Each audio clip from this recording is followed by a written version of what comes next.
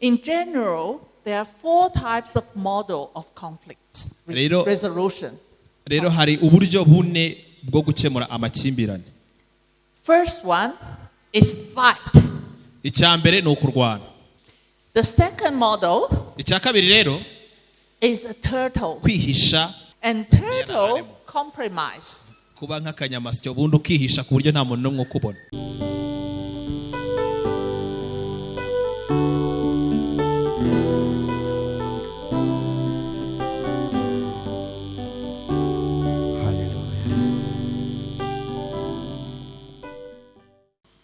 Now, often when we deal with conflict, we have a different reaction. Iyo rero umuntu abifitanye amakimbirane na mugenzi we agira ukuntu yitwara mu buryo yifata. And sometimes when we are in conflict, if you don't talk about it, we can feel, wow, the fire keep going up. Rero iyo ufitanye ikibazo n'umuntu ni mukiganireho ngo mugikemure iteka ryose uhora wumva umujinya ukomeza wiyongera. Sometimes we pretend nothing happened. We just happy and talking, but actually we keep distance from them. Gusa rimwe na rimwe tukirengagiza nyine ukabagaragaza ko nta kibazo na kimwe ufite, nta kibazo ufitanye na mugenzi wawe wenda ukirengagiza ugakomeza ubeshye nyine ko wakomeza ubuzima. So when we face conflict, different people have different response. So I wish I had the picture to show you. But basically there are 4 responses in terms of conflict. Rero hari ibisubizo bine bijyanye cyane no gukemura amakimbirane. Before we dive into that, I want you turn to each other and talk about how your parents deal with conflict in your family of origin. Rero ndagira ngo mbere yuko twinjira muri iyi ntego yacu y'uyu munsi babiri babanze begeranye baganire ni gute mwagiye mubona ababyeyi bacu uko bagiye baturera bakemuraga amakimbirane bahuranaga nayo bayakemuraga gute ni gute bakemuraga ibibazo byose bahuraga nabyo mu buzima bwabo bwa buri munsi. Not how you deal with it, but how your parents deal with it. Ntuvuge wowe uko ubigenza uvuga ahubwo uko ababyeyi bawe babigenzaga. Can you turn to each other? Mu biganiro mu matsinda.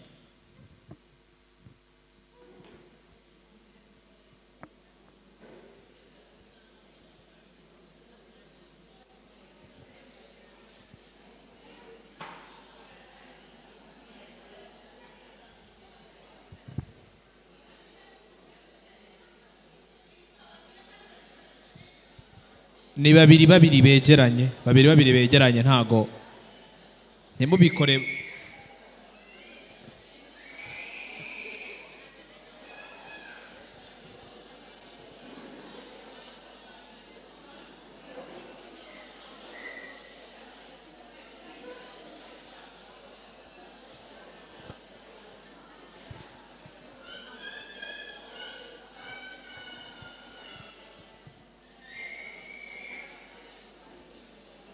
I hope you have a chance to share with each other what you observe, even when you're a baby, how in a family situation, how your parents deal with conflict.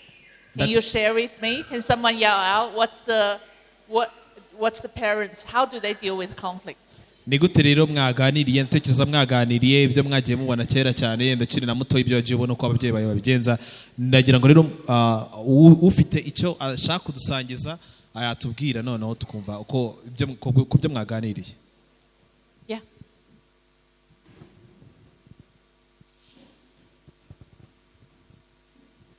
Uko nabibonaga kera ndi mutoya ababyeyi banjye iyo bagiraga ikintu batumvikanaho babiganagaho batakumvikana bagahamagara imiryango ya hafi ababyeyi cyangwa se abavandimwe bandi aho ngaho hafi bakuze bakabagira inama kigakemuka. So she's saying that the parents could talk about it, then after talking about it, when the conflict is not resolved, they could also call the family members or some elders nearby. Then they help them and they resolve the conflict all along as a family. So you see some positive example of conflict resolution in your family. Am I right? wagiye ubona ingero nziza rero wege zo gukemura amakimbirane mu buzima bwawe. We have that first, maybe.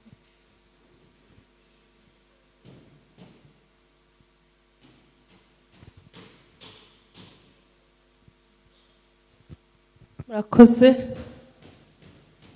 ababyeyi beza bakoze kuza kudutega amatwi no kumva neza ibyo dutekereza.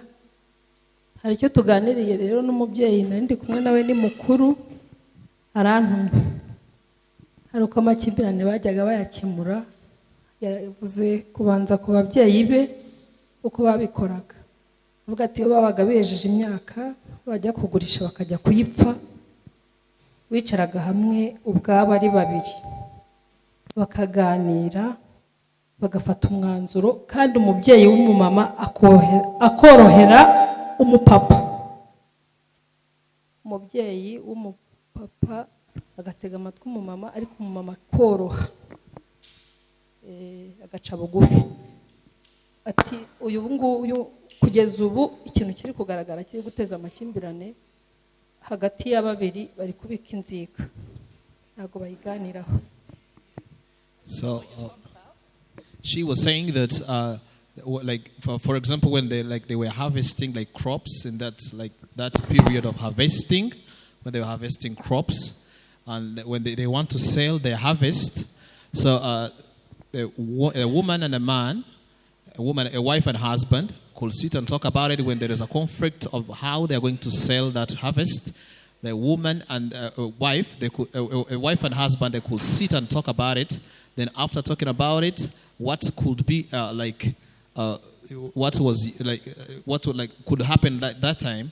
The wife tend to be humble to the man, and is submissive to a man, and then the man also was supposed to listen to the wife. But the conflicts are rising too much this time because now women are not submissive to their husband like the past. So the men have their way, right? And the woman submissive. Okay. Sabrina? Twebwe mu itsinda ryanjye na Reverend Mia twasanze bataregeraga bayaho, ari ababyeyi banjye ari nabe twasanze bihoye, ntago bigeraga bakemura amakimbirane neza, byarangiraga nabi, hajemo no kurwana ndetse. Ubwo rero nta rugero rwiza twabonye twigeze tubona, kandi tunaganira yavuze ko atigeze abona abantu benshi ba kera bakemuraga amakimbirane neza hatavuyemo ibintu by'intugunda. Ubwo ni iwabo nyine hariya muri Amerika. Hanyuma rero nanjye ni rwo rugero nzi ku babyeyi ko inshuro nyinshi wasangaga nyine umupapa ari burwane, ari bugire gute, wenda umumama akihangana, ugasanga ko yihangana akihanganira ibyabaye. So in our group we found that our parents or the ones we saw, they could solve a conflict in a violent manner. Violent manner, yeah. They were violent. They should commit physical violence. Thank you. That's very helpful. So we have 3 models here. One is talk about it, resolve it.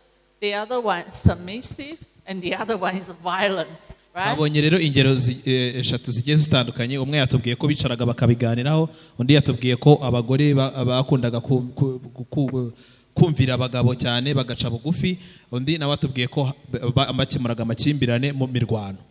I'm sure there are different forms and shape in different family conflicts.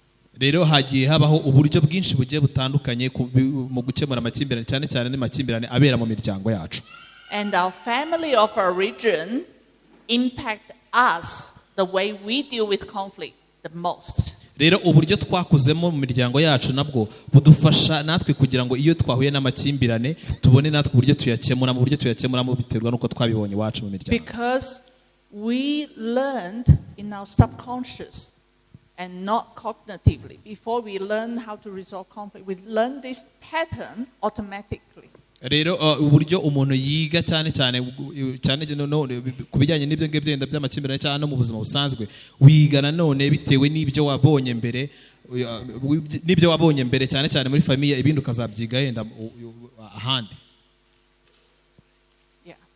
And I found myself repeating the same way my parents deal with conflicts until later I learned there are many different ways to resolve conflicts. Rero nibwo buryo nanjye mu buzima bwanjye nagiye nkemura ibibazo byose nagiye mpura nabyo by'amakimbirane nagiye mpura nabyo n'abandi bantu bitewe nuko nkabikora mu buryo nagiye mbona ku babyeyi banjye gusa nyuma ngenda niga nyine ubundi buryo butandukanye.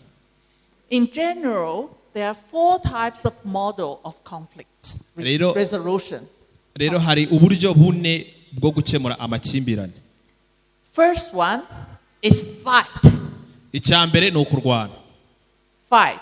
So what Pastor Serene mentioned, the violence. Nkuko Pastor Serene yabivuze kurwana nyine. And fight is basically when you have a conflict with someone, you insist your way.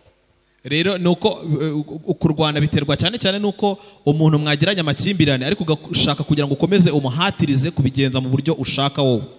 You control, wamufata mu ijosi, you criticize, cyangwa ukaba wamubwira nabi umushyiraho amakosa, you yell, ushobora no kumusakuriza cyane umutonganya, you even use violence. Cyangwa se ukaba warwana ukakoresha ibipfunsi. In this way, the fighting model, you want to impose your own way upon other people. Rero iyo urwanye cyane biterwa nuko we ubushaka kugira ngo ibyo ushaka aba ari byo bibaho. How many of you experience that in your own home? Ni bangahe mwigeze yenda kugira icyo kibazo mukarwana yenda mukaba mwarwana bitewe nuko mutabashije gukemura amakimbirane? Can I have a hand up? You all have a peaceful family. Mwese mugira imiryango ituje ndabibonye.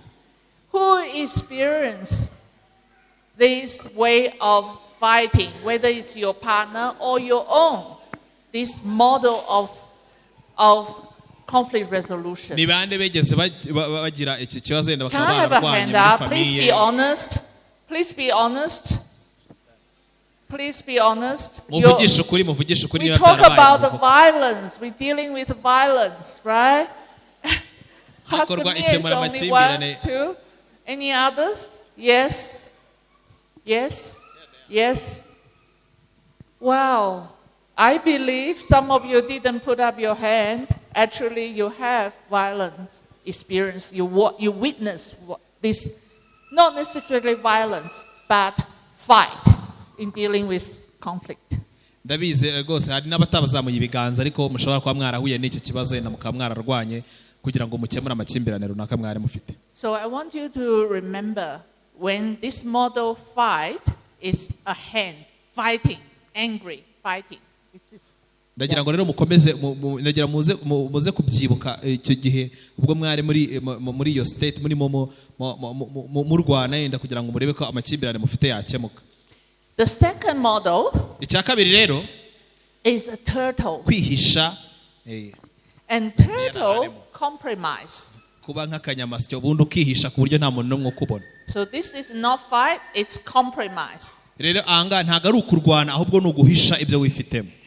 Those who compromise, abo rero bahisha ibyo bifitemo yenda icyo kibazo bakagihisha. They always agree with the other person. Baragenda uwo mufitanye ikibazo uramubwira ati nta kibazo ndabona nta kibazo na kimwe gihari. They surrender their own opinion to them. Ibitekerezo byawe byose wowe ukirengagiza ibyo watekerezaga byose ubundi ugaca bugufi. In order to meet the needs of the other person. Ugaca bugufi kugira ngo ibyo umugenzi wawe ashaka aba ari byo biba. And please the other person. Kugira ngo unezeze uwo mwagiranye ikibazo. As long as conflict is resolved. Gusa wowe ukavuga ati icyo nkeneye nuko tudakomeza kuvuga kuri ibi ibibazo byacu bikomeza. To be honest, who likes conflicts? Who likes conflicts? Mu byukuri ninde muntu ukunda amakimbirane? Nobody likes conflicts, right? Nta n'umwe ubikunda. So there are some people, they try all they can to avoid conflicts, even not to they will lower their expectation even at the loss of themselves. hari abantu benshi cyane bagerageza ibishoboka byose ukaba wagerageza ibishoboka byose kugira ngo wirinde ibibazo wirinde amakimbirane ugaca bugufi cyane ku buryo ki nawe wiyibagirwa ukaba waca bugufi cyane kugira ngo amakimbirane cyangwa ibibazo bitakusanga. Yeah. I'm going to go bypass a little bit. ngiye kuzenguruka gake gake. When conflicts happen, I want to hear what happened to you. When there's a conflict, what's the reaction in your body? ndimo ndagira ngo rero njye numva ibitekerezo byanyu. ese iyo ugiranye ikibazo n'umuntu ni gute uhita wiyumva mu mutima wawe mu bitekerezo byawe wiyumva gute? When there's tension, what happened? iyo hari ikibazo gikomeye cyane cyo kutumvikana bigenda bite mu mutima wawe? Heart raised? Your heart umutima we raised? avuze ko umutima utera cyane yagiranye ikibazo n'umuntu. Anything else? She like feels bad. Huh? She feels bad. Feel bad? Yeah, you feel amererwa bad. nabi. She experienced migraine. Migraine? Eh. Yeah. Or physical stomach sickness? akavuga avuze ko ari waribwa no mu nda.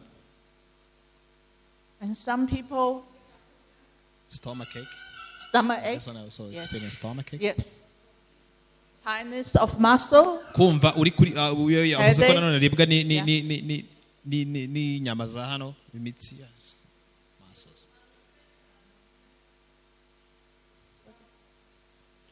Yes, the migraine. Migraine, yeah. Some people could not sleep, sleepless. Do you have that? I have that. Huh? Can't sleep. ukaba wabura ibitotsi. Yeah, ngo buri bitotsi. I have that. I cannot sleep if I have nawe ngo iyo conflict. agiranye ikibazo n'umuntu Any ntabwo others? asinzira. nta wundi ufite ikindi gitekerezo? This one like feels like she want to talk more. Do you want to talk? Okay. You just talk. Okay. Another one is that. That one feels like very afraid and feels like she want to cry. Afraid and want to cry. We experience all this emotion when we go through conflicts. Twese Right? rero ibi byose bitubaho nyine iyo tuhuye n'ikibazo. Some people are angry. They want to just. I know someone when they have a conflict, they go outside and they shout loud. ndabizi hari abantu nzi ngewe iyo bagiranye ibibazo bahita bajya hanze akavuza induru. Some people, I used to have overseas students stay with me. rero hari abanyeshuri nari mfite. I sort of mentoring her, but sometimes we have conflict. noneho uwo munyeshuri umwe nari mfite yabaga iwanjye ariko tukajya tugirana ibibazo nari ndimo gerageza kumwigisha ibintu runaka ariko tukajya tugirana ibibazo. She will lock her door and hide herself in her room. yarasohokaga yarinjiraga agafungura urugi rwe agahita agenda akihisha mu cyumba cye. I later found out she likes turtles. rero mpita mbona ko afite iyo myitwarire nyine imeze nk'iy'akanyamasyo y'ikibazo kije agahita yihisha. She likes turtles. She likes to hide when there's a conflict. yakundaga kwihisha cyane iyo habaga haje ikibazo runaka. Yeah. And later, I bought a turtle in the river flying high, and to show her a turtle can also swim and have freedom. noneho nyuma rero nza kuza kumwereka akanyamasyo navuga ni gashobora no kuguruka kakagenda kugira ngo mwereke ko iyo uko kunateye akanyamasyo nako gashobora kuba kakora n'ibindi bintu bitari kwihisha gusa. So I want you to know we have a different reaction. So the first one is the feast.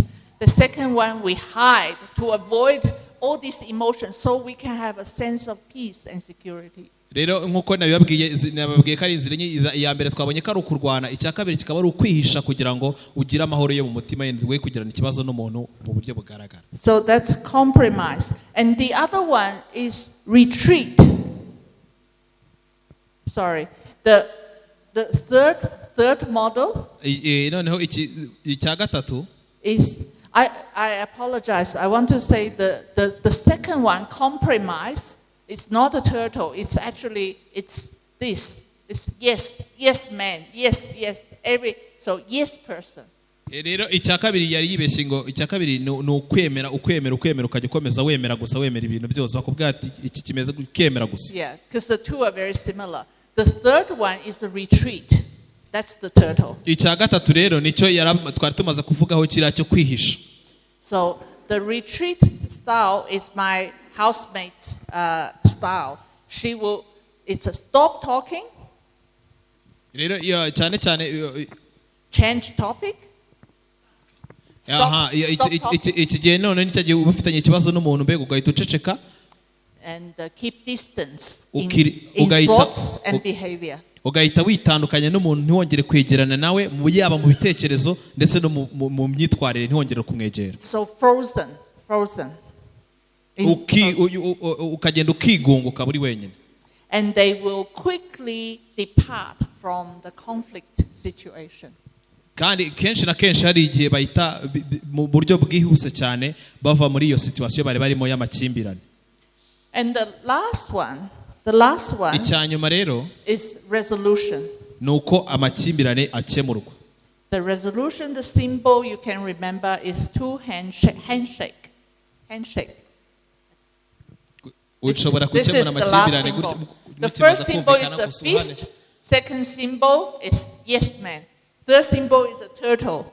And fourth one is handshake. ibimenyetso rero bigaragaza ibisubizo byose ku makimbirane. icya mbere ni ukurwana ukoresheje ibipfunsi, icya kabiri ni ukwihisha kumwe kw'akanyamasyo, icya gatatu ni ukwemera yego, icya kane ni ugusuhuzanya ukavuga ati nta kibazo noneho ibibazo byarakemutse.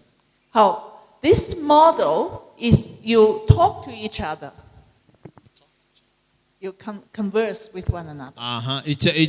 rero icya kane ni ukuganira noneho na mugenzi wawe mwagiranye ikibazo. You listen to each other. ukamutega amatwi. You get information. noneho ukaba wagira amakuru runaka umukuraho n'abagukuraho. And you think about it. mukabitekerezaho. And then you seek possible way to resolve it. hanyuma mugashaka uburyo bwiza, inzira nziza zo gukemura ikibazo mwagiranye. The goal of this final model is to find a way to meet the needs of both parties. rero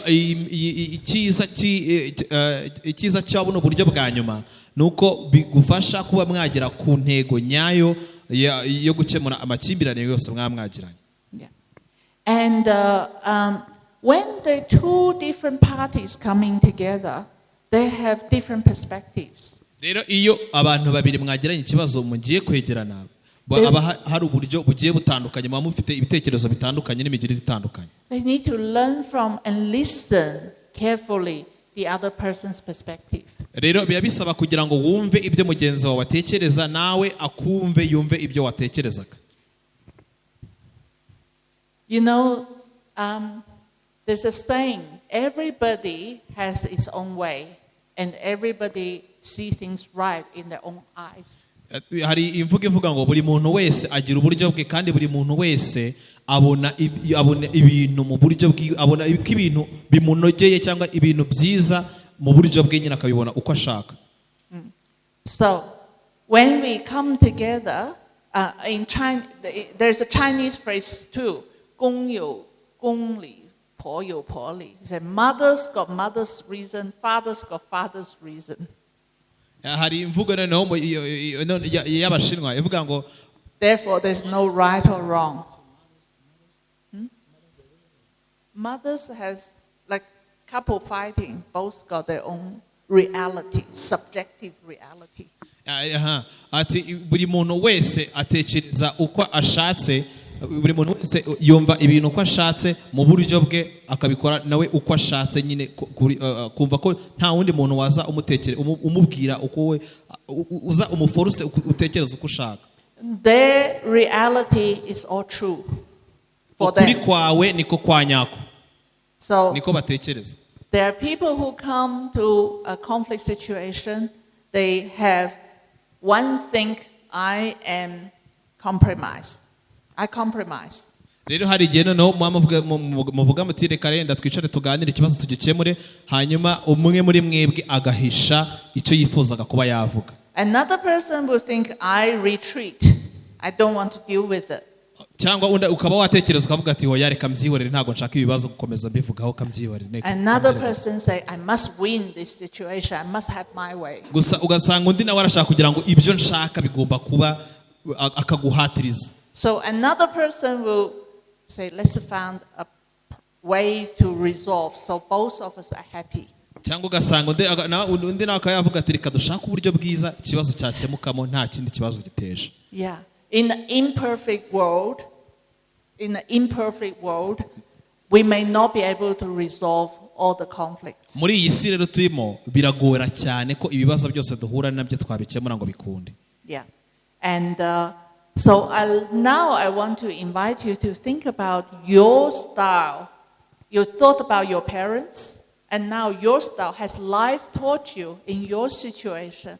What's your style of resolving conflict? Rero ndimo ndagira ngo tumaze kuganira uyu mwanya twabonye ibyo ababyeyi bacu uko bakemuraga amakimbirane babaga bagiranye. Ndimo ndagira ngo rero numve mwebwe abari hano mu buryo bwanyu ibyo niba hari ibyo mwagiye mwigira ahandi hantu bitandukanye n'ibyo mwabonye ku babyeyi banyu, ibyo ibindi waba warize byo gukemura ku buryo wakemura amakimbirane cyangwa ikibazo waba wagiranye na mugenzi wawe. And how does your parents' way of resolving conflicts impact the way you're resolving conflicts? Ndetse n'uburyo icya kabiri ni uburyo ki ababyeyi uburyo wigiye ku babyeyi bawe mu gukemura amakimbirane runaka nawe byakugizeho uruhare kano kanya ukaba ariko uri kubigenza yenda akaba ariko wakemura amakimbirane uhura nayo mu buzima bwawe busanzwe.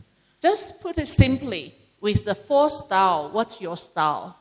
Ndetse muze kwibuka no kureba muri izi buryo bune nababwiye bwo gukemura amakimbirane ube watubwira ese ni ubuhe buryo wowe ukoresha bwo gukemura amakimbirane mu buzima bwawe. Can you turn to each other? Muhindukire urebe mugenzi wawe mwongere muganire kumwe twaganiriye mu matsinda bwa mbere.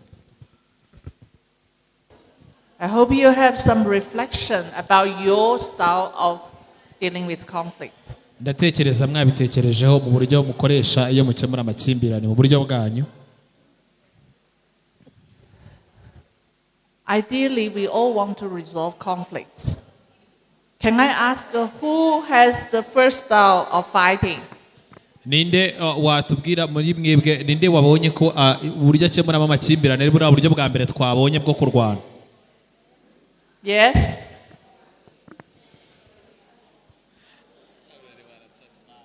Huh? Yeah. And the second style, submissive. Muri buriya buryo bwo guca bugufi twabonye ku bwa kabiri. Yes. Interestingly, the fighter and the compromiser, the yes person, are going together very well. Ikintu gitangaje rero nuko buriya iyo ufite uwo mwagiranye ikibazo yakunda kurwana akenshi usanga uwo babana we akunda ahubwo guca bugufi. One like to win, one like to say yes. Umwe abashaka kurwana undi ashaka guca bugufi. Who will go for retreat, go and hide like a turtle? Wa undi wirengagiza ibibazo akavuga ati reka byirengagiza kabihisha. And who would like to resolve conflicts? Who would like you to have the style of conflicts? Ni bande bumvishe bakoresha bwa buryo bwa kane twabonye bwo kwicara mukaganira ubundi kibazo mukagikemura. Yes, all of us. Pastor Mia is a wonderful example, very humble example. And I think the first thing resolving our conflicts, we need to be honest with ourselves. Pastor Mia rero n'urugero rwiza ndatekereza rero iyo ugira ngo ukemure ikibazo neza bisaba kugira ngo ube honest uvugisha ukuri muganire munyuze mu kuri. I'm going to give you a model of conflict resolution. Ngiye kubereka ubu buryo rero bwo gukemura amakimbirane And then after that we will do show and tell. Like we may do a example, but now I want to talk some model of how to resolve conflict. Ngiye rero kano kanya ngiye kubibereka uko bigenda ariko nyuma yaho turaza kuza gukora urugero kugira ngo afterwards I'd like you to maybe do a bit of practice. Hanyuma yaho ndibuze kuza gukenera ko namwenda mu bishyira mu bikorwa turebe mu bigerageze tureko kubikora. Okay. To resolve a conflict, there is first thing and foremost is attitude of both parties. Rero kugira ngo mukemure amakimbirane binyuze mu biganira kenshi bisaba kugira ngo uburyo buri muntu wese yitwara mu mivugire no mu magambo. It needs to be honest and respectful ukeneye kuba uri umuntu uri buvugisha ukuri ndetse kandi uri bugwubahe on both sides. mwembi nicyo bibasaba.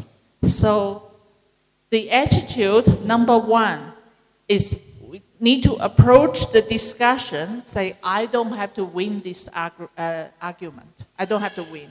Rero bisaba kugira ngo niba muri kuganira n'umuntu ntiwumve ko ibyo ushaka ari byo bigiye guhita biba uvuge ngo ni njye uri butsinde. I don't have to be the one who's right.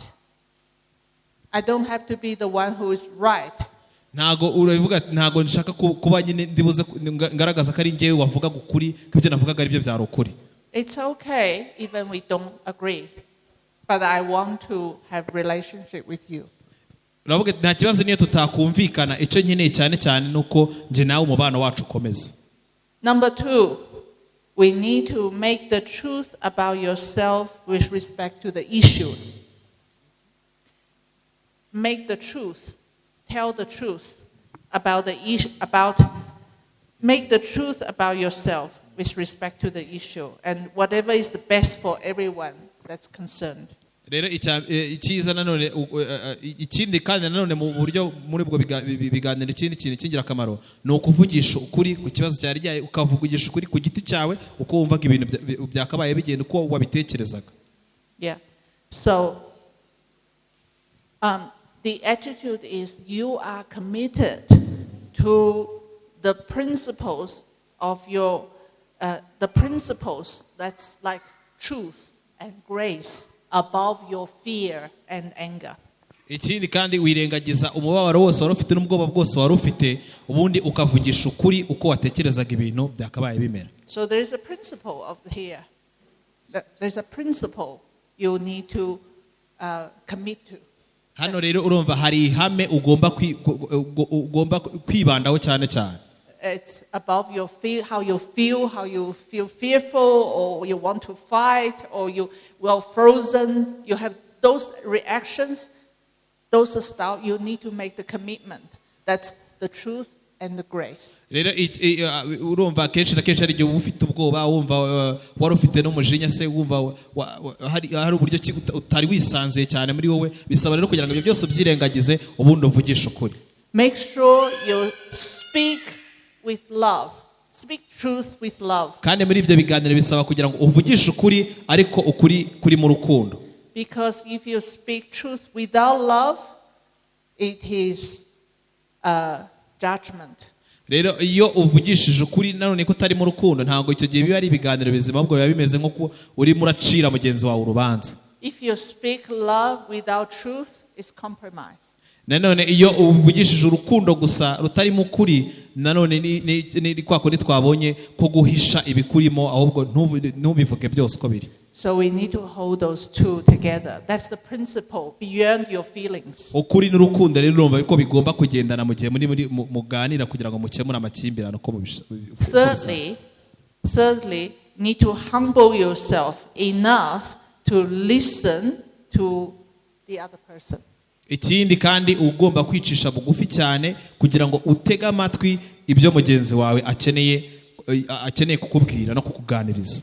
Even you may disagree with the other person, but the person may say 100%, but maybe you agree with 20%. You need to validate that straight away. Rero nubwo mushobora kuba mwagiranye ikibazo mufitanye amakimbirane mukaganira ukumva nanone ibintu ntimuci byumva kimwe ukumva yenda we arashanga ubyumva 100% ariko ukumva uri kubyemera yenda nka 30%. Even 99% you disagree, but 1% you agree is right. You need to say yes, I like that. I agree. Rero niyo waba bega with that 1%. Niyo waba ubyemera gusa 1% uba ugomba kuvuga ati okay nta kibazo ndabyumva noneho. Okay. So, that's the attitude. It's important we come with this kind of attitude when we come for resolution.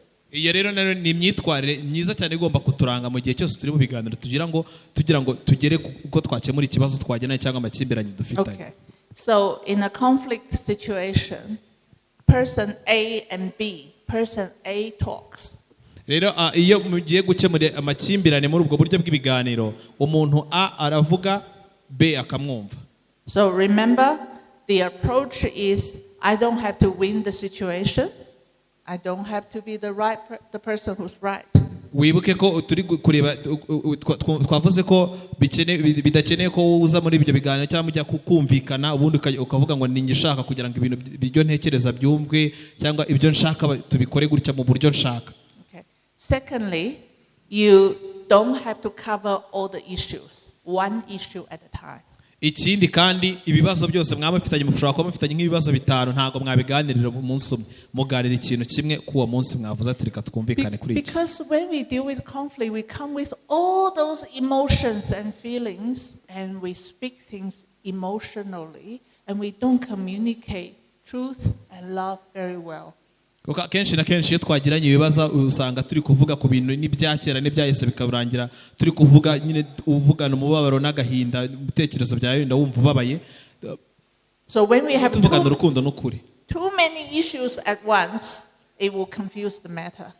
Kuko iyo urumva rero niwuvugira ibintu byose mwagiye mugirana ibibazo byose mwagiye mugirana ukabivugira icyarimwe birangira uhuye n'ikibazo cyo kuba mwabura nyine icyo mushingiraho cyangwa icyo muheraho mukemura ibibazo mufitanye.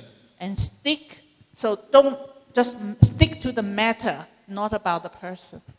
We wibanda kuri icyo kibazo ugira ngo mukemure apana kwibanda ku muntu mufitanye ikibazo. Stick to the issue, not accusation about the other person. Wibanda kuri icyo kibazo mwagiranye ukirengagiza ibindi bibazo byose mwagiye mugirana n'uwo muntu. So, thirdly, don't try to do a sell job on the other person. Like you try to persuade the other person to agree with you. You don't need to do that. Kandi none iyo urumva iyo ushaka ngo mwumvikane n'umuntu neza ntago biba ari byiza cyane kugerageza kumwumvisha umubeshya nyine umubwiriza akarimi karyoshye kugira ngo yemere ibyo ushaka ko wemera. Yeah. And then fourthly, you come to the table with a resolution. A proposed resolution. And why you're doing that? What's the reason?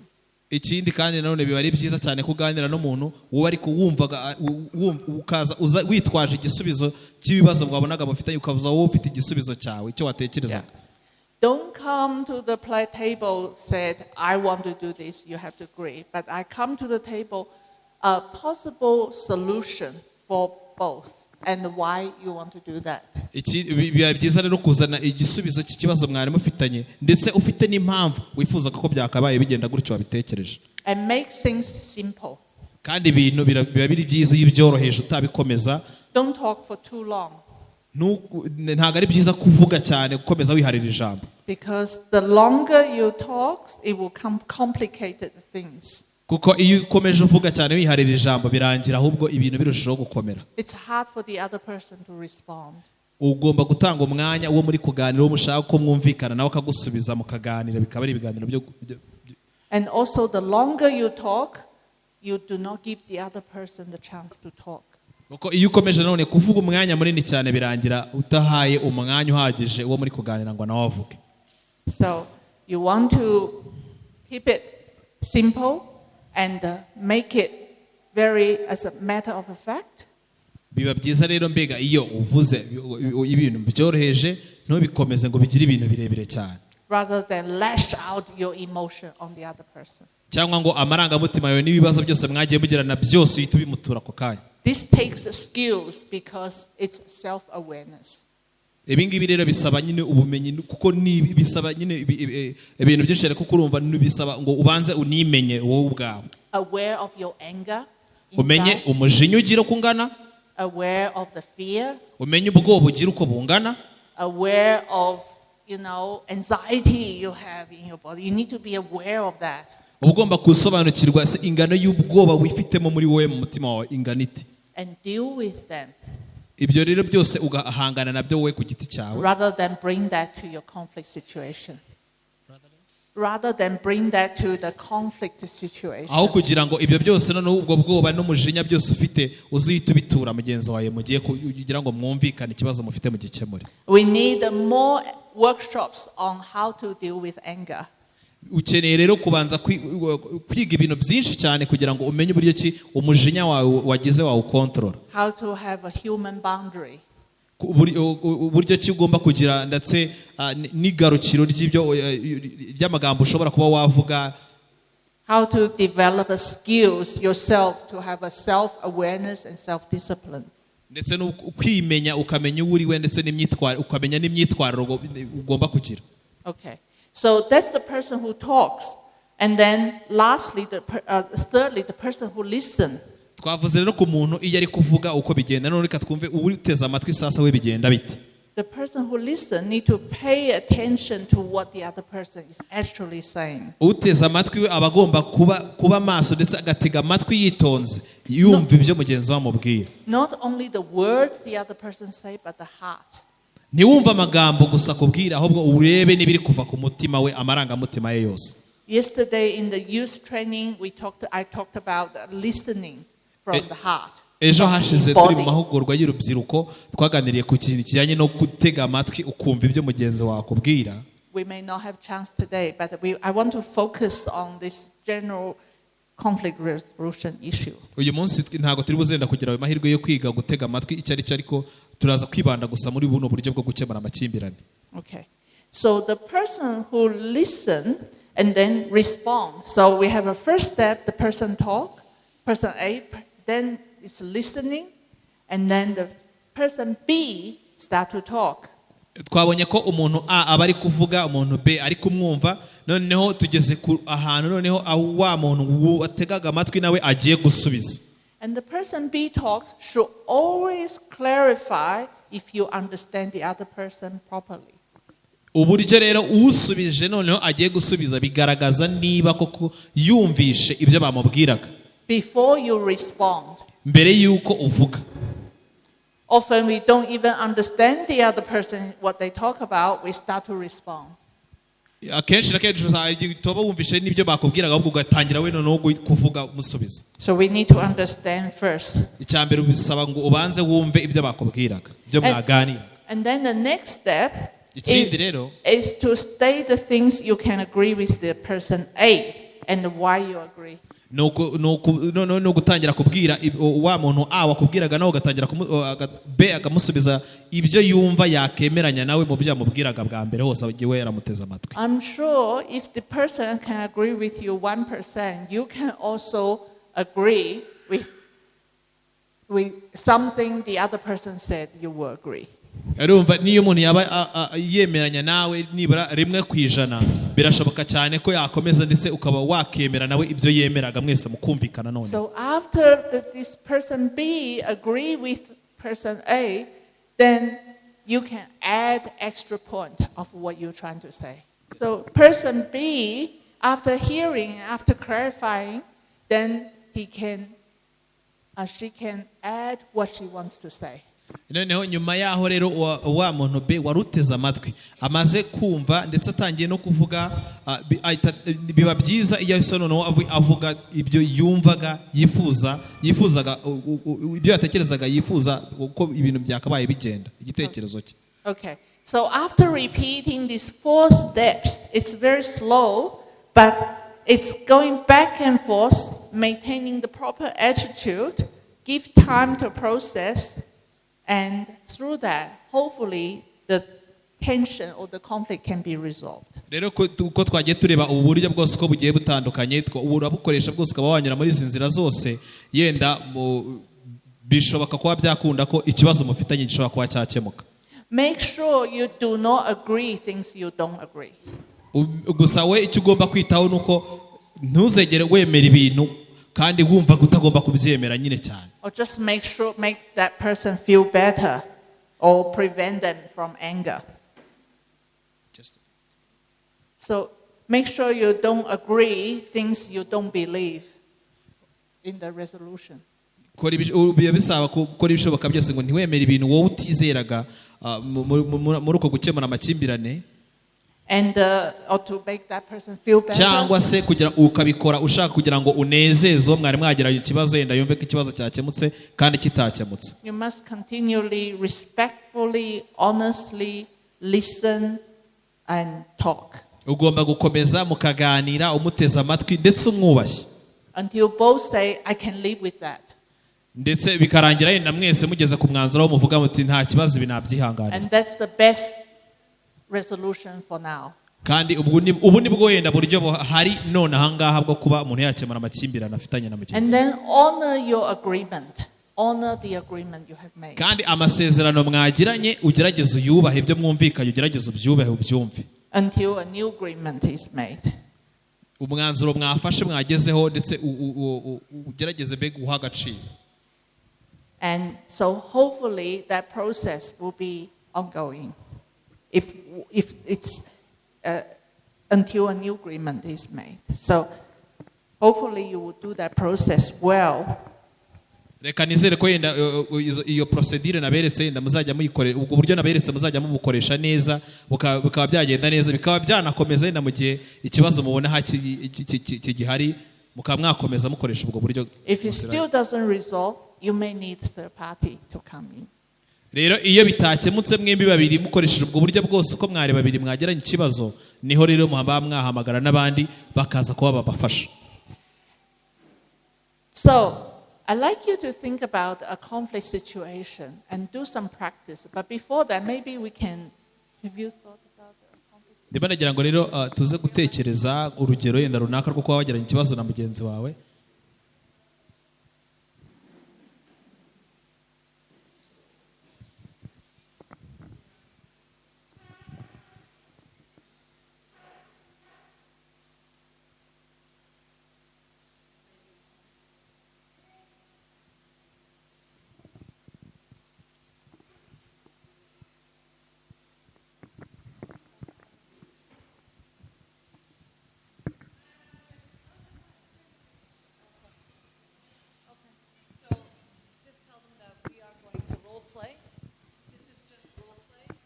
Bagiye kutwereka agakino gatoya gusa akantu gatoya k'urugero to demonstrate conflict and resolution. kugira ngo batwereke wagiranye ikibazo n'umuntu ese mugikemuye mute.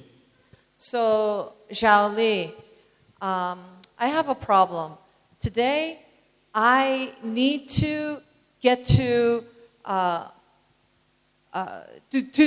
do some shopping. I need to do some shopping before I go back to the U.S. today. So I'm going to have to leave in about 5 minutes. Oh, well,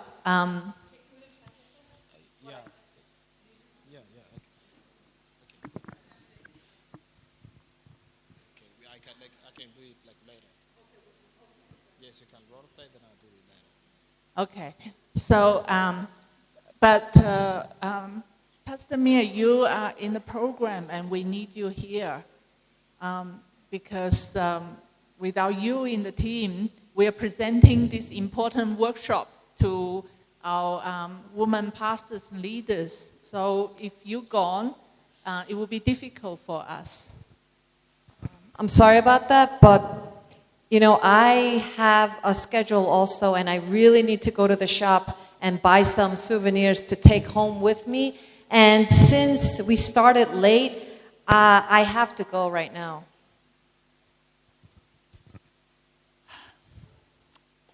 So I have a choice now. I'm just talking, not talking to her. I have a choice now. What do? I will fight.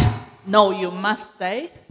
Or I have a second choice. Is yes, you are our leader. Please go. Yes, yes, lady. Or I have a third choice. Is to compromise. I just don't talk to her anymore. She's not considerate of our team. So, and I have the fourth choice is to resolve it. Want to translate for now? Ndumva uyu yamubwiraga ati ngiye ndashaka kujya guhaha kandi mfite gahunda yihutirwa cyane ndashaka kujya guhaha. Namubwira ati rero ntabwo byaba ari byiza kujya guhaha kano kanya kandi twe dufite amahugurwa birasaba kugira ngo zudufashe tutagufite muri team yacu urumva haraba harimo icyuho. Namubwira ati oya mfite gahunda zihutirwa cyane ngomba kujya kugura amasouvenir yo kujyana muri Amerika.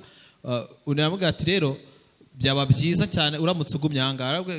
Nibwo yavuga rero ati aho ngaho iyo bigenze gutyo tutari kumvikana kuri ibi ngibi nshobora kuba namwemerera nkamubwira nti yego genda cyangwa tukaba twatongana cyangwa se nkaba naceceka nkamubwira nti sawa nta kibazo sinshaka no gukomeza kubivugaho kamwihorere agaceceka gusa nagira ikintu na kimwe amubwira.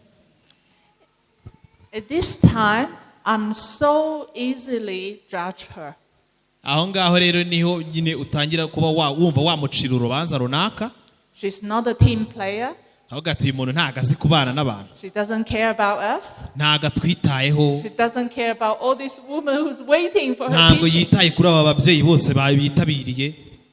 But I could also step back and I pray. I think about I will have, following the principle I gave to you, I have a proposed solution.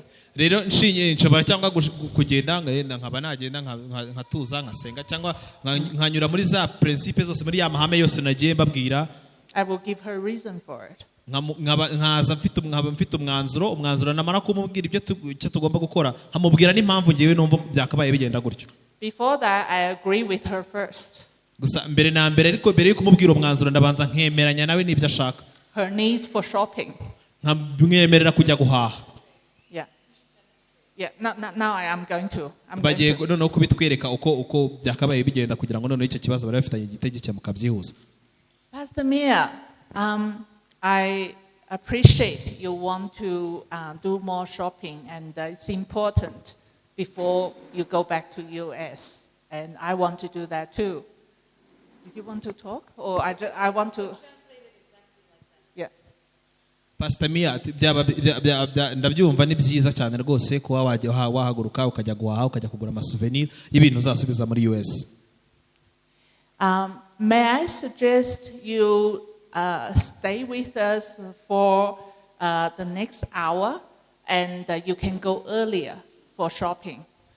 gerageza yenda ariko numva byaba byiza ugerageje ukaguma aha ngaha nk'isaha imwe cyangwa iminota mikeya ubundi ukaza kuza kuba wagenda nyuma ntugire ikibazo ugende yenda amahugurwa atararangira. Let me finish. In that way, you could stay with this woman as long as you can.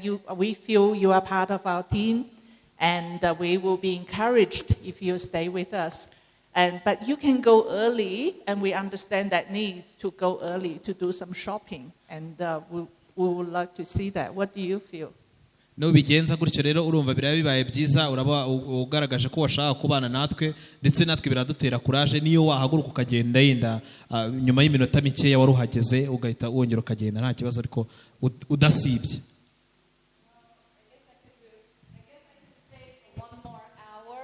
But I do have to go exactly 1 hour later. Ndumva nahaguma nk'isaha imwe ariko nyuma yaho ndahita ngenda. I think that's fine. We agree. nta kibazo ibyo twabyemera. Okay, thank you for understanding. Urakoze cyane rwose kunyumva. So, I think just to cut the long story short, in a short demonstration, tugerageze ndakugaragaza byose ariko tubigaragaza nyine mu rugero rutoya mu magambo make. In the conflict situation, I validate her needs. Mu kibazo twari dufitanye tukaba tugiye kugirana ngewe mfashe ibyo yifuzaga mbiha agaciro.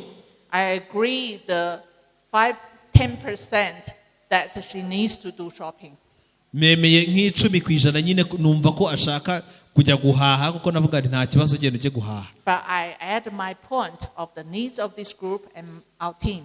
Hanyuma nongeraho n'ibyo abantu twari turi kumwe twese dukeneye ndetse n'ibyo nabonaga nyine bikenewe kugira ngo akore. I didn't impose them, but I propose a middle ground. Ntabwo ari ibintu namutsindagiyeho ku mbaraga ahubwo ni ibintu namweretse mu bwumvikane. And she also agreed with me the needs of the group in the end. Kandi urabona birangiye nawe yumva ko bikenewe kuba ari kumwe natwe n'ibyo twese dukeneye nka group twari dukeneye. And added her point, she need to go exactly. Ariko arangije yongeraho ko akeneye kugenda ko aricyo kintu yumva kimurimo cyane ko akeneye kugenda. And we both are happy now. None twese birangiye twese twumva nta kibazo na kimwe kirimo twishimye. Okay. Remember I said the question is if there's one partner not cooperating, what do you do? Is that what your question is? Yeah. So I said conflict resolution has to come from both parties. If it's only one party, the other person is not willing to resolve, then you can't do much. But there are also ways you can live with that situation, like forgiveness.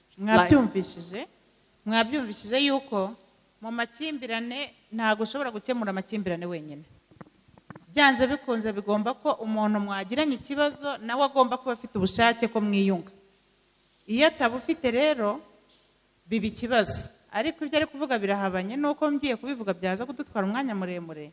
None se mu Rwanda ko abantu bamwe bagiye bica abandi kandi wowe ugashaka gukemura nyine icyo kibazo, hari n'abatabishaka gusaba imbabazi.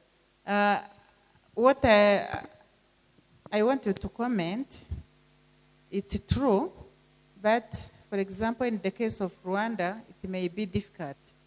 Like in genocide, there are the genocide perpetrators, they killed the people. And then, maybe they do not want to cooperate in that conflict resolution. I don't know. Maybe I'm linking two things different. You have someone who have hurt you, so he's not cooperating. He doesn't want to solve that. Can't you make an effort to solve that issue, even though that one is not wanting to do anything? Or in a marriage, a wife is trying to save the marriage while the husband does not want. You can leave, or you may push and push. Sure, yeah. That will be about not conflict resolution. It will be an issue how to deal with the violence, how to deal with injustice. And I did want to talk about this issue, but we don't have time. It's also the word interpacy. Let me just quickly introduce 3 words to you. One is called sympathy. Second word is empathy. Third one called interpacy. I believe the situation of Rwanda, situation US, 9/11 attack, the 1989, the whole the happened in Germany, the war breakdown, and even right now, Ukraine and the Russian war, and the Israel and the Gaza Street, all of this, I believe, for all those leadership, the leaders of the governments, they have not learned the basic of interpacy.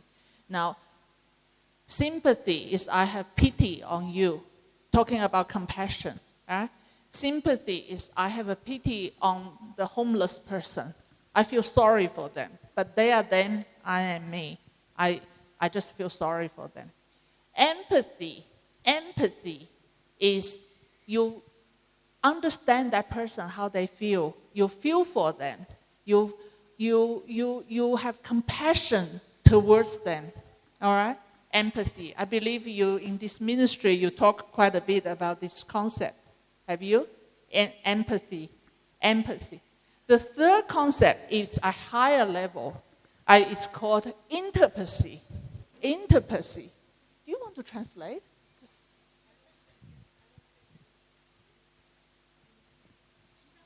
Can you translate? Can you tell them?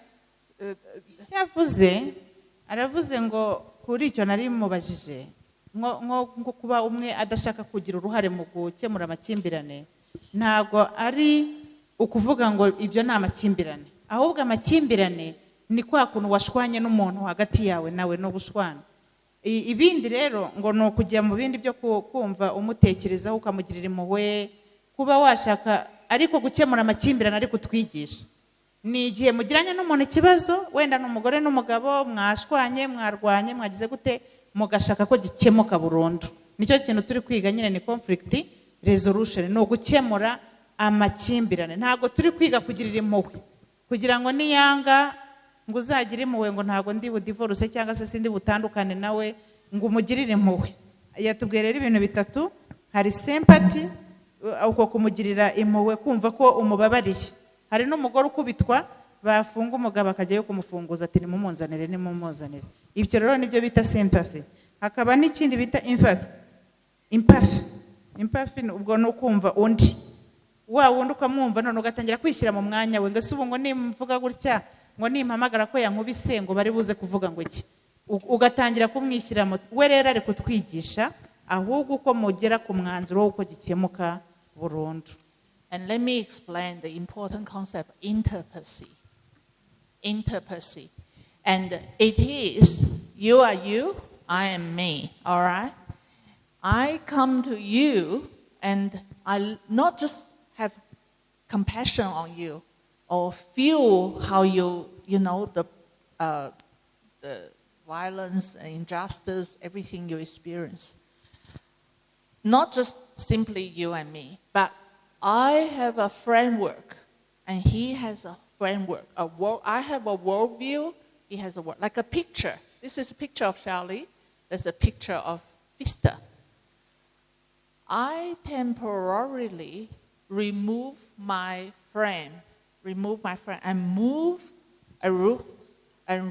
move to this particular frame and come to this frame and to experience in this cultural worldview in your world.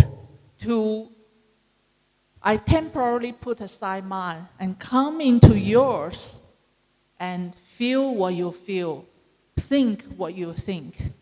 Not completely, because he is still him, I'm still me, but I can temporarily put aside myself and come and feel and think what you feel and think. Hanyuma rero hano icyo avuze, noneho umuntu ushobora no kujya mu mwanya we, interpassy niko abyise, ukavuga uti reka mvemo ngewe nari Serene, reka mpinduke noneho Jeanne, ukishyira muri ka kababaro ke. Ariko ubwo yasubizaga uriya nyine muri biriya bindi byo gushaka noneho kwegera umuntu nubwo wadashaka kuba wowe ni ibintu uri kwishyiramo, ni ibintu by'abahanga nyine bari kutubwira nyine. So the racial conflicts in South Africa and all the nation conflicts or family domestic violence. If you think about that, sister, I just want her to pay attention because you asked the question. I'm giving you all this big framework, trying to answer your question. You said why a husband or not willing to deal with or have violence. You are not like what do you deal with that? What you do, we will give you a solution the way, to forgiveness and or stay away and so on. But for you to understand, to have this interpassy, if you really understand this person, why they are violent on you, often maybe those people who are violent towards their wife, they were abused when they were a child. Or when other people, they never had a role model. They never had someone who showed them what true father or true husband is like. I do not know. I'm just saying. And there is, of course, justice issue.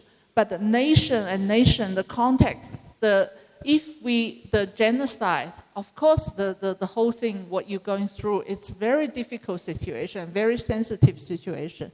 But culturally, if we step aside and temporarily be with that person, and we may have some understanding to help our healing and help our reconciliation. I think that's all I want to say for now. There's so much we can talk about in conflict resolution. Because in the end, it's not about the issue. It's about us. It's about who we are and how we treat others. Rero ngo nibyo ngibyo yasubiza uriya kuko kenshi twavuga ibintu byinshi cyane mu gukemura amakimbirane kuko iteka ryose ntabwo ari ikibazo ureba ahubwo urireba wowe ku giti cyawe na mugenzi wawe mufitanye ikibazo.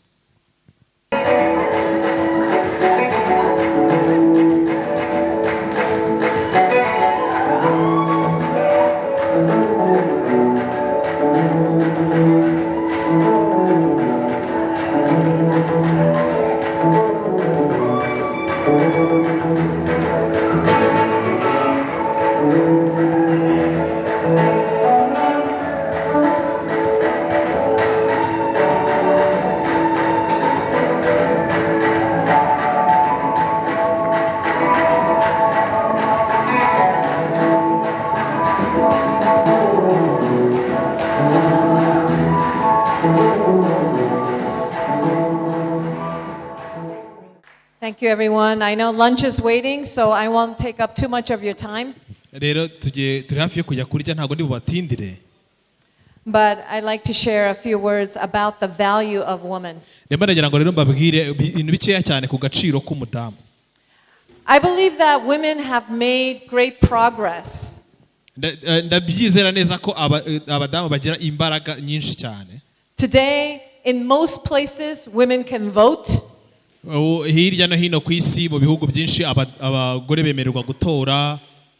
In most places, women can drive. Ahenshi na henshi ku isi abagore batwara amamodoka.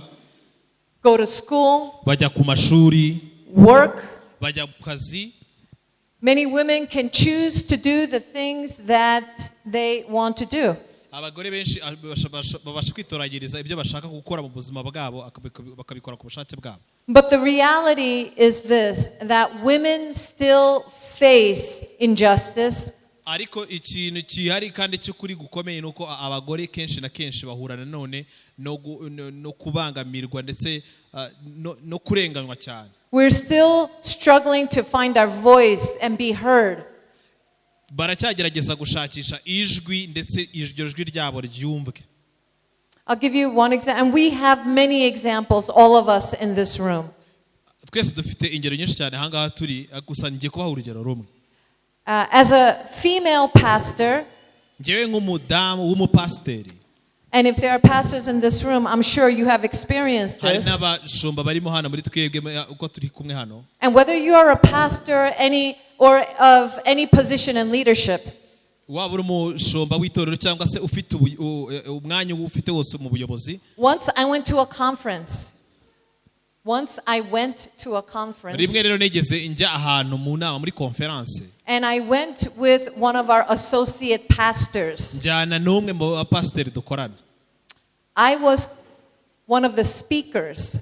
Nari mu bantu bagomba kugira ijambo mvuga aho ngaho muri iyo nama. My associate pastor was a man. Ariko uwo twari twajyanye unyungirije yari umugabo. He was a white man. Yari umugabo ndetse w'umuzungu. So he and I went to the conference together. Turagenda rero tujyana muri iyo nama twembi nge nawe. And we both sat. Turicara. Waiting for my turn to speak. Hanyuma igihe kiragira nyine cyanjye dutegereje ko ndibuze kuvuga. And when it was my turn,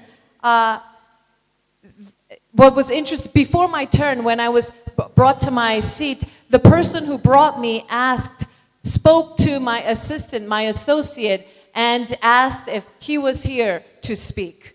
Hanyuma gusa mbere yuko ngera ku mwanya bampaye wo kuvuga turi kujya ku mubyicaro babajije uwo twajyanye unyungirije se ni wowe uri buza kuza kuvuga ni we turi bwijambo tujye bagiye kutwicaza. Perhaps this person didn't see the program.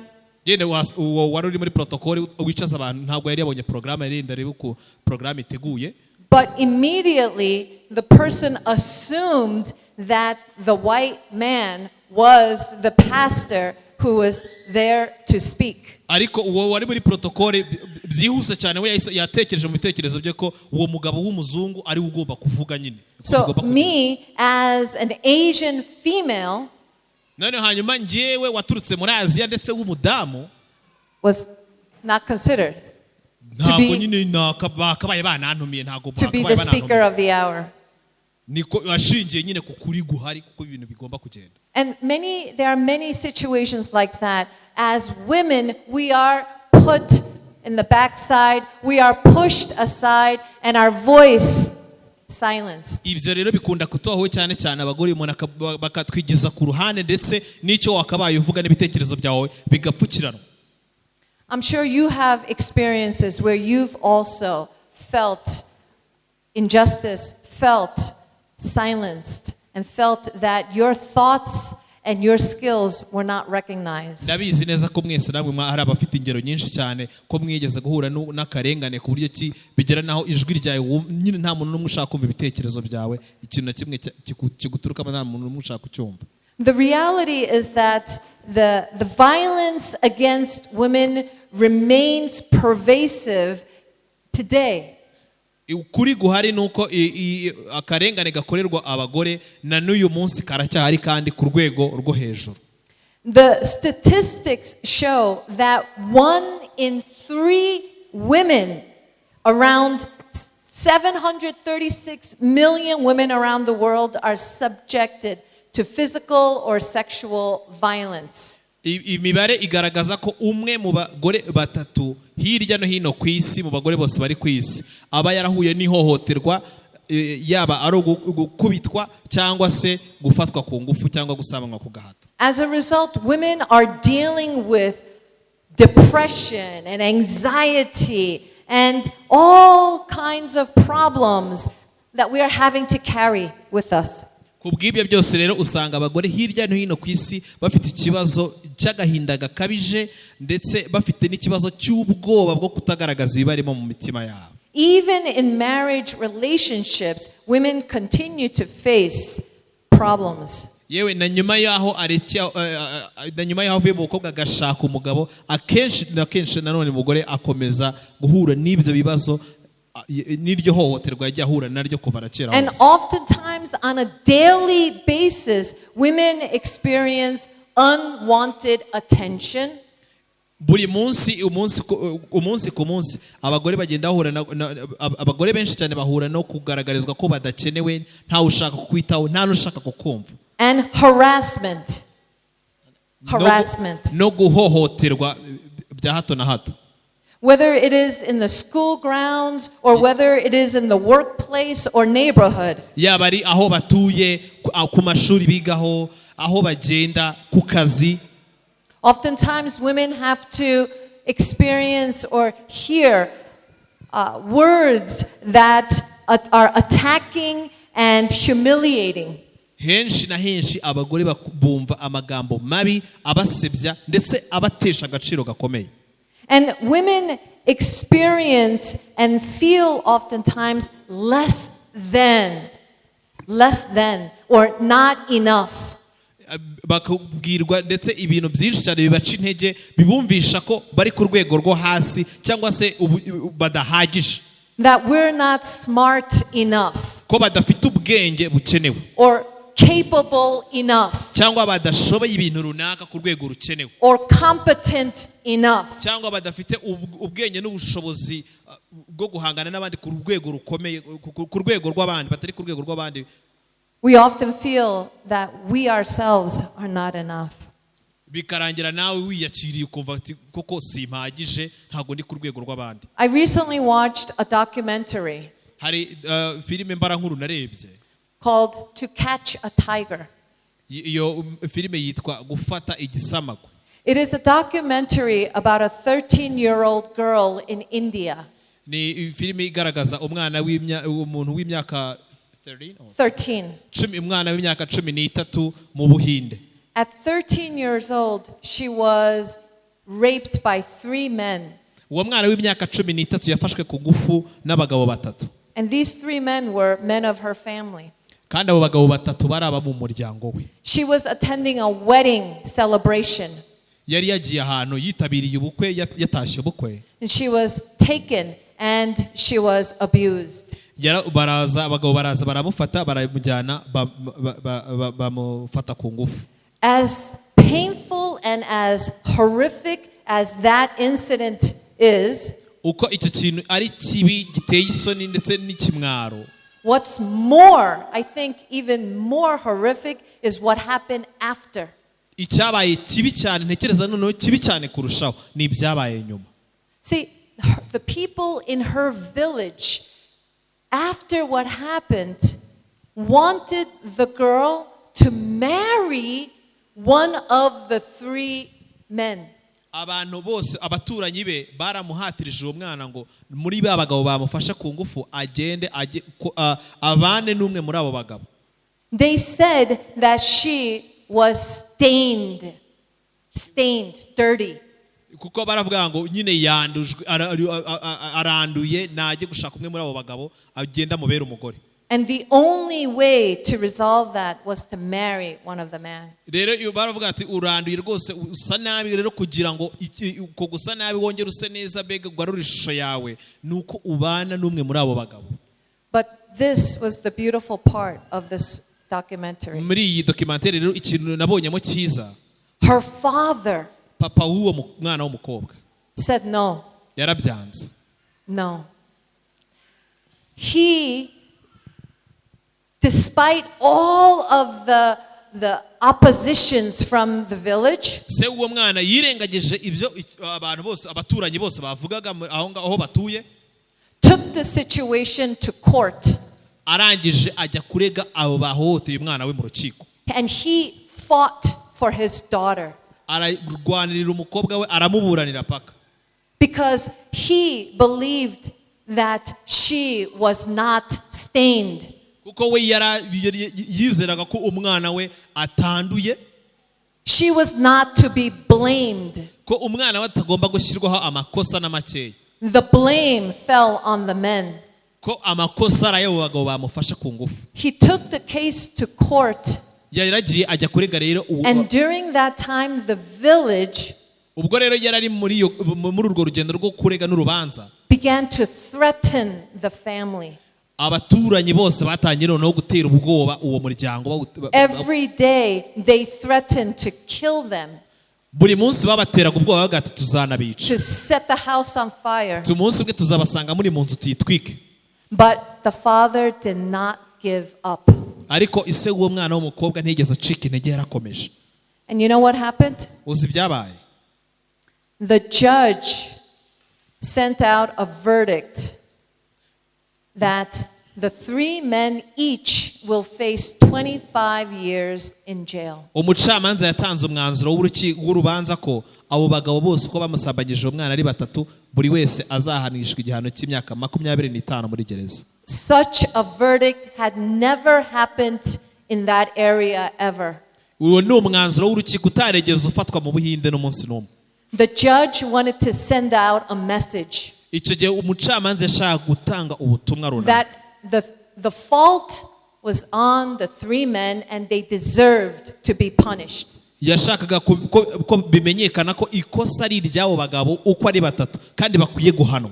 You know, when I watched that documentary, I was weeping. Iyo ndimo ndareba rero iyo filime mbara nkuru nari ndimo ndarira. First, I was weeping at the suffering and the pain that not only this girl, but so many women today face. Ntabwo narizwaga n'uwo mwana w'umukobwa ndi kureba muri iyo filime mbara nkuru, ubwo nabazwaga n'abagore benshi bahura n'izo situation zimeze gutyo mu buzima bwabo bwa buri munsi uyu munsi. But I was also crying because of the love of the father. Ariko nanone narizwaga nanone no kubona urukundo rw'uwo mupapa yakundaga umwana. Here was a man who believed in the story of his daughter. Ni umugabo wafashe umwanzuro wo kwizera inkuru umwana yamubwiye. He did not take the side of the 3 men, but he stood behind his daughter. Yashyigikiye umwana we w'umukobwa ntiyumva cyangwa ngo ajye ku ruhande ashyigikire babagabo bamufatiye So in our society, not just in Rwanda but throughout the world, in US too, that we often stand on the wrong side. Kenshi na kenshi hirya no hino muri sosiyete zose yaba ari muri Amerika no mu Rwanda ku isi hose tujya usanga twese turi gushyigikira uruhande rutari rwo. We stand on the side with those who are accusing and those who are oppressing. Tukajya ku ruhande rw'aba bandi bari kuvuga cyane bashinja cyane. We need to stand on the side of justice and what is right and what is good. Dukeneye rero guhagarara ku ruhande rw'ubutabera ndetse ku ruhande rw'aba bandi bari kuvuga ukuri bwa muntu uri gushaka gukora ikintu cyanyacyo. Today I want us to remember, for the sake of time, just 4 things. Ndimo nagira ngo rero uyu munsi twibukiranye ibintu bine byonyine. This is a truth that we all know already. Ibi ni ibintu bisanzwe ukuri guhari dusanzwe twese tuzi. But I want to remind us as women. Ndimo nagira ngo rero tubyibukiranye nk'abagore uyu munsi twateranye. Number 1 Icyambere is that you are a beloved child of God. Ndagira ngo nkwibutse ngo uri umwana ukundwa cyane n'Imana. You are a beloved child of God. Uri umwana ukundwa cyane n'Imana. And no one can tell you otherwise. Kandi nta muntu wemere kukubwira ibindi bitandukanye n'ibyo. You are worthy and beautiful and precious to God our Father. uri uw'agaciro, uri mwiza, ndetse uri uw'igiciro cyinshi cyane ku Mana yacu. You see, women hear too often that we are not valuable. Akenshi na kenshi bakubwira ngo nta gaciro ufite. We hear too often times that we belong in a certain space only. Benshi twumva ko batubwira ngo dukwiye nyine kuba turi ahantu runaka. Women can't be preachers. Women can't be doctors. Women can't be judges. Women can't be police officers. We hear too much that we're not valuable. Number one, you are a beloved child of God. Period. Yeah. Number two, you are not alone. You are not alone. You know, we often think that I'm alone and I am all by myself facing this problem. You will be very surprised that the problem that I face is very similar to the problem that she faces.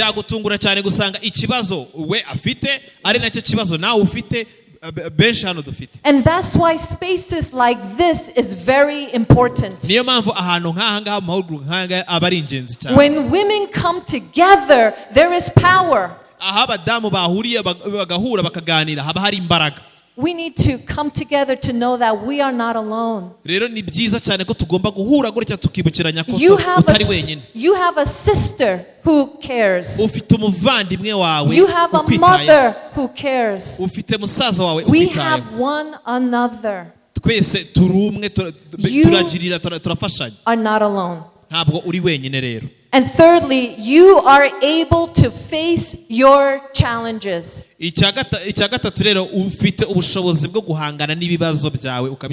There is no situation so great that we will be oppressed and put out. We can face our challenges. Through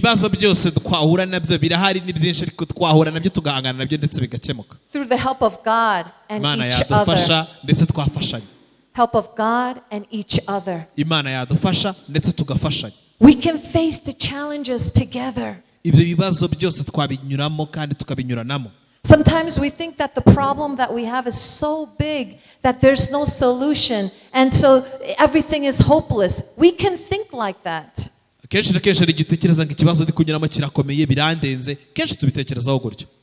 Sometimes we get stuck in that place.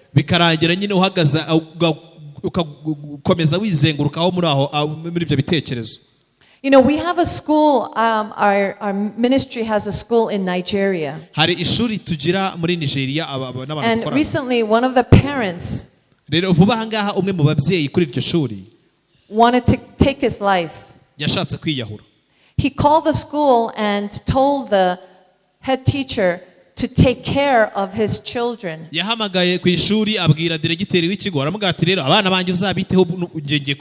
He didn't sound well on the phone. So we began to worry. So we went to his house. Just as we opened the door, he was about to take poison to end his life. And we stopped him. Do you know why he wanted to end his life? Because he started a new business. It was a fish business. He was starting to raise fish in a pond. One day the weather got so hot.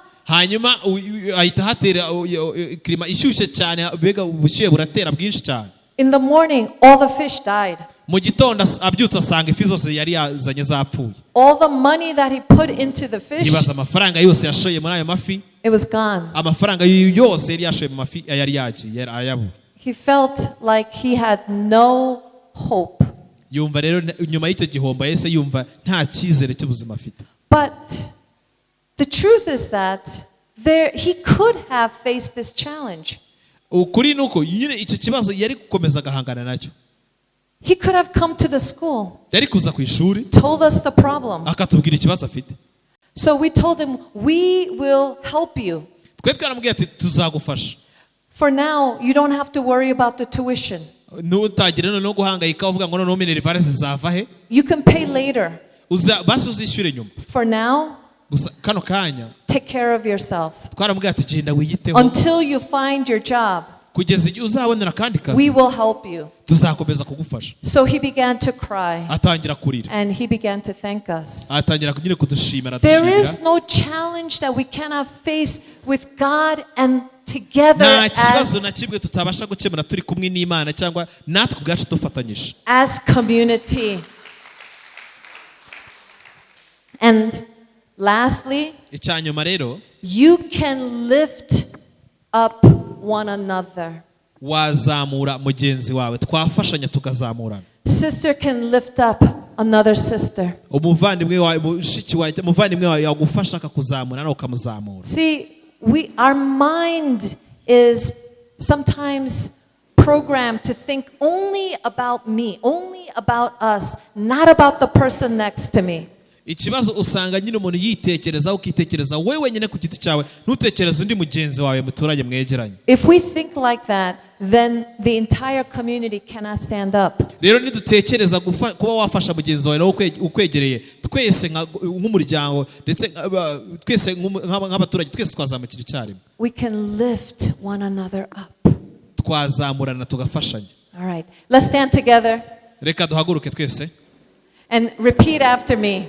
amagambo mvuga muyasubiremo gutya. I am a beloved child of God. Genda umwana ukundwa n'Imana. I am not alone. Ntabwo ndi jyenyine. I can face my challenges. Nahangana n'ibibazo byanjye. And I can lift somebody up. Nafasha na mugenzi wanjye. Amen. Amen. My name is Mia Chang, pastor of a church in the U.S., in New Jersey, called Next Gen Church. So I would like to ask, so you came all the way from America to here, so where is the reason? Like, what made you feel like you have to be here training women, youth? Where is the main reason? This is my third time in Rwanda, and first of all, the country itself, it's a beautiful, beautiful country, and I really fell in love with, of course, the landscape, but also the people, the kindness and the friendly warmth of the people of Rwanda. Secondly, this is really my passion, is for the next generation. Our church is called Next Gen, but I believe, as the older generation, have a responsibility to love and to serve and to guide the next generation, so that they would also be able to be vision bearers and to be able to build and lift up their community for transformation. So I connected with Reverend Serene, and she also shares that heart, and so we connected, and she has an NGO called Hands of Compassion Rwanda, and so that is just a wonderful, beautiful platform to be able to get that word out and to be able to raise awareness for the need to build up the next generation, and of course support and encourage and empower women, but to be able to just come and learn and to spend time with fellow women, I think is just an amazing opportunity for me also to grow, to learn, to be inspired and bring it back home. So as a pastor, what's your approach to the Rwandan pastor in order to help, in order to fight this violence, this domestic violence? Mm-hmm. Well, I think that it's not so much an approach, but I'm coming with a posture of learning. I'm coming with a posture, an attitude that I want to really learn, not so much to give and say, do this or do that. I don't think that's my place. I'm here to really learn and to walk alongside the leaders who are already doing this, who are on the forefront of this mission. So I'm really here to learn and also bring my experience as a Korean American, a Korean living in the U.S., having experienced a small bit of injustice or small piece of of inequality. And so I'm bringing my own experience and hopefully sharing that with those who are here, and hopefully to be able to create really a wonderful synergy and to work together towards something life transforming.